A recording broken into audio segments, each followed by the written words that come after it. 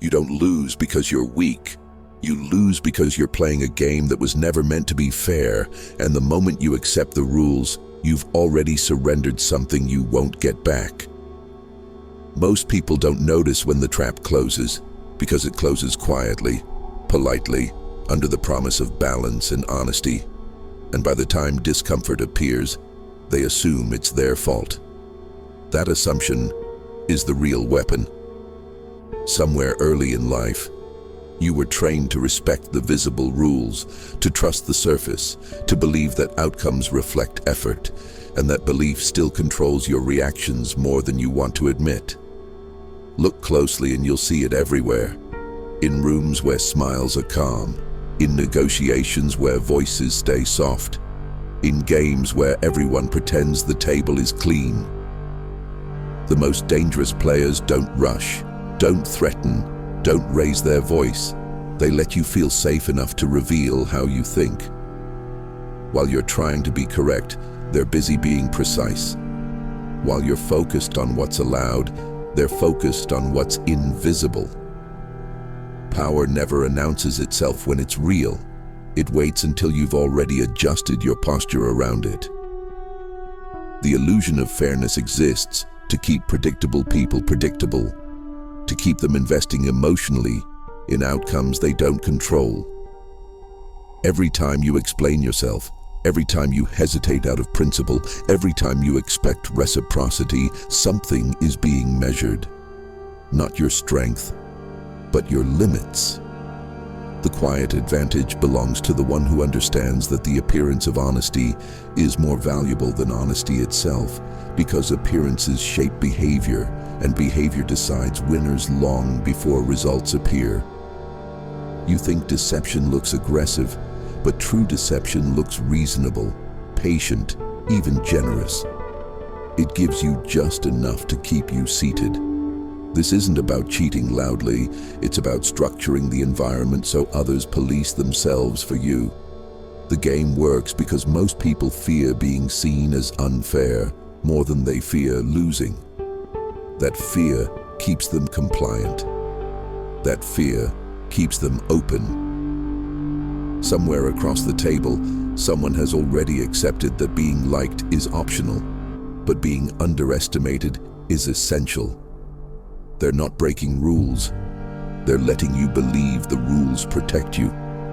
And as long as you believe that, you'll never notice what's actually happening until it's already too late. At some point, you start noticing that outcomes don't match intentions. And that's when discomfort turns into suspicion. Because deep down, you sense that effort isn't the currency being exchanged. What decides direction is perception, and perception is shaped long before any move is made. Most people believe influence happens during confrontation, during the visible clash. But real control is established earlier, when expectations are quietly set and no one feels threatened enough to resist. You are taught to value transparency, but transparency is a tool used against those who don't understand how it's framed. The surface tells a story that feels complete, and because it feels complete, you stop asking questions. That pause is all that's needed. Power flows toward the one who understands how others read situations, not how situations actually are. As one cold observer once put it, men judge generally more by the eye than by the hand. That isn't advice, it's a warning about how easily vision replaces judgment. When people see fairness, they relax. When they relax, they expose patterns, and patterns are far more valuable than loyalty. The invisible player doesn't need to rush outcomes because time works in their favor. Every delay builds trust. Every calm reaction lowers defenses. You think you're evaluating options, but you're being evaluated. The quiet smile across from you isn't confidence, it's confirmation. Confirmation that you still believe the game is mutual. That belief keeps you predictable. Predictability is the real loss, not the final result. You start adjusting your behavior without realizing why, speaking softer, waiting longer, conceding earlier, all in the name of being reasonable. Reasonableness is the leash no one feels. The environment starts shaping your choices, and you mistake adaptation for maturity. Meanwhile, the one who set the tone hasn't moved at all. They don't need to. The rules are doing the work for them. You can feel it when something is off, but you silence that instinct because there's no obvious threat. That's the design. Threats make people alert. Comfort makes them compliant. By the time imbalance becomes visible, it feels impolite to name it. You hesitate, not because you're unsure, but because you're afraid of looking unfair. That hesitation is the moment leverage becomes permanent, and once it settles, it doesn't announce itself. It waits. By now, the pressure isn't loud, it's internal, and that's the most dangerous phase because nothing outside you looks hostile. The imbalance doesn't arrive as conflict, it arrives as doubt, a quiet erosion of your certainty that feels like maturity. You tell yourself you're being strategic, patient, evolved, but what's really happening is that your reactions are being edited before they ever reach the surface. Someone else decided which responses would be rewarded and which would be punished, and you accepted those conditions without ever seeing the contract. This is how control prefers to operate, not through force, but through atmosphere. When the room feels calm, you assume no one is steering it. When conversations feel open, you assume no one is closing doors behind you. Yet the calm is curated.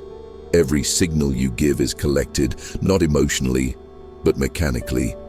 Tone, timing, hesitation, eagerness, all of it forms a profile that predicts you better than you predict yourself.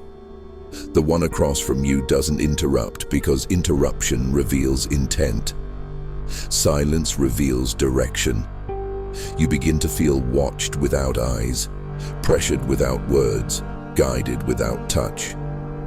That sensation makes people second-guess their instincts, and once instinct is questioned, authority shifts. You start asking yourself whether resistance would be excessive, whether speaking up would make you look insecure, whether pushing back would expose something you're not ready to defend. Those questions are not neutral. They were planted. The invisible hand doesn't pull. It waits for you to step forward on your own. And you do, because the alternative feels socially dangerous. You confuse composure with weakness, but it's composure that has been weaponized against you. The other player remains still, not because they're unsure, but because movement is no longer required. Momentum has already been outsourced to your psychology. You begin to carry the weight of maintaining balance, fairness, tone, while they carry nothing at all. That asymmetry feels normal now. It feels earned. That's how you know the shift is complete. When domination no longer feels like domination, but like the natural order of things, you're already playing a game that ended before you realized it started. At this stage, the isolation doesn't feel imposed, it feels chosen, and that's the refinement most people never notice. You stop checking certain signals, stop testing boundaries, stop inviting friction, not because you were told to, but because something in you learned it was inefficient. The environment rewards your restraint with acceptance and punishes deviation with subtle withdrawal. No confrontation, no accusation, just a faint cooling that trains you faster than anger ever could. You start editing yourself in advance. You don't ask the question because you already know how the silence would sound. You don't make the move because you already feel the cost before it exists. This is not fear in the primitive sense, it's calibration. Your inner compass slowly realigns to someone else's north. And the most unsettling part is that it feels intelligent. You feel controlled and clever at the same time, which makes the control nearly impossible to resist. The one who set this in motion doesn't rush, because urgency belongs to the exposed. They let time do the heavy lifting. Every day you adapt a little more, justify a little more, detach a little more from the version of yourself that would have noticed the trap early. You tell yourself you're being selective, that not everyone deserves access, that power is quiet. But beneath that narrative, something else is happening. Your world is shrinking in ways that feel reasonable. Fewer people hear your unfiltered thoughts.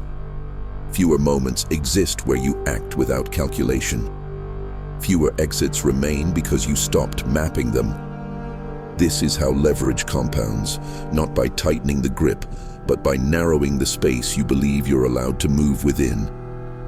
Somewhere in the background there's an old understanding, the kind attributed to men who studied power without sentiment, that people govern themselves far more efficiently than they are governed. You are proving it true without realizing you're the example. And the more disciplined you become, the less anyone needs to touch you at all. Control is now internal, self-maintained, self-defended. You wouldn't even recognize the door if it opened, because you've been standing guard on the inside for so long that leaving would feel like betrayal of the order that made you feel safe. By now, the danger isn't that someone is playing against you, it's that the game itself has become invisible. You move through it every day, responding to signals you no longer question, making adjustments you no longer remember choosing.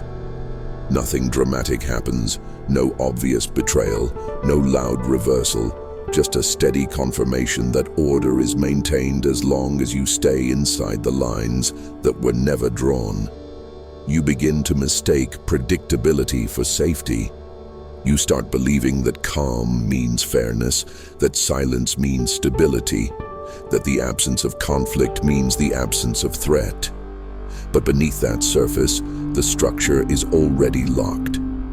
Outcomes are decided earlier than you think by people who never need to react because they positioned themselves before reaction was necessary. You sense it sometimes, a faint imbalance like the odds are slightly tilted, but the tilt is subtle enough to be dismissed as chance. And that dismissal is essential, because the moment you accept randomness, you stop looking for intent. The ones who benefit from this don't need to dominate the table. They just need everyone else to believe the table is neutral.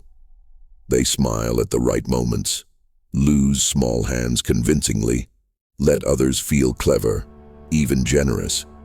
Because the real advantage isn't in winning loudly. It's in never being suspected.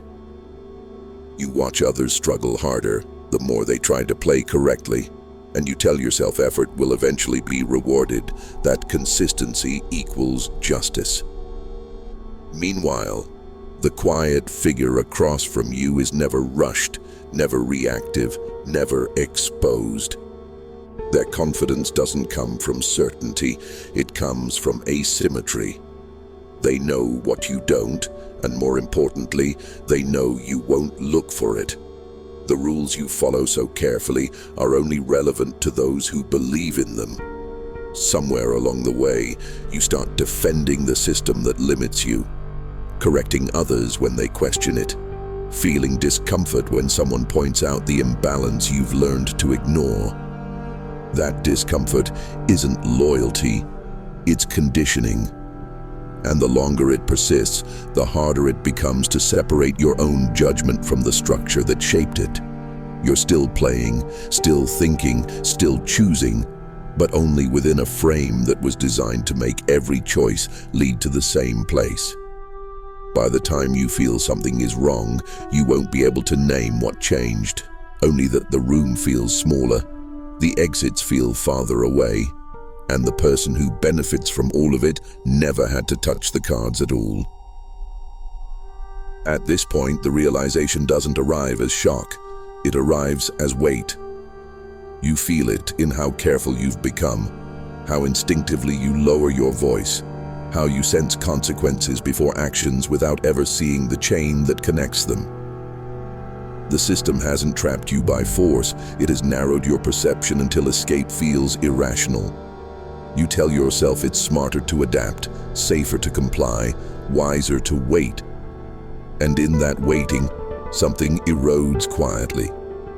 The ability to challenge what you cannot see, the confidence to act without permission, the instinct to question outcomes that repeat too perfectly.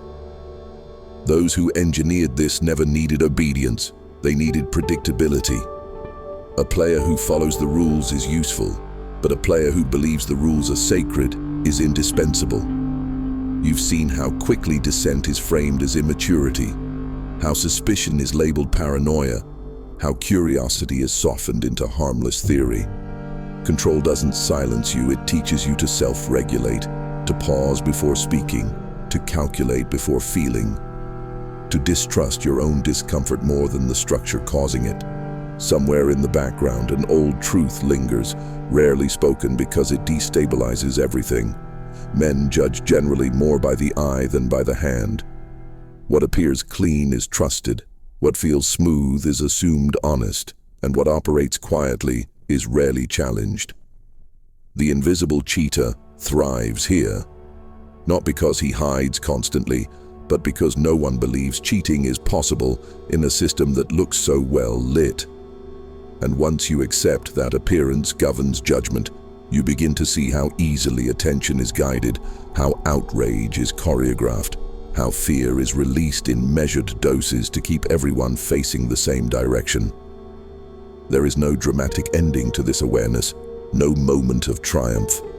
There is only a choice that feels uncomfortable and strangely lonely, the choice to stop confusing clarity with comfort, to notice patterns without announcing them, to understand without reacting, to realize that survival in this game has never belonged to the loudest, the strongest, or even the smartest, but to the one who sees the structure clearly and decides quietly whether to continue playing by rules that were never meant to be fair.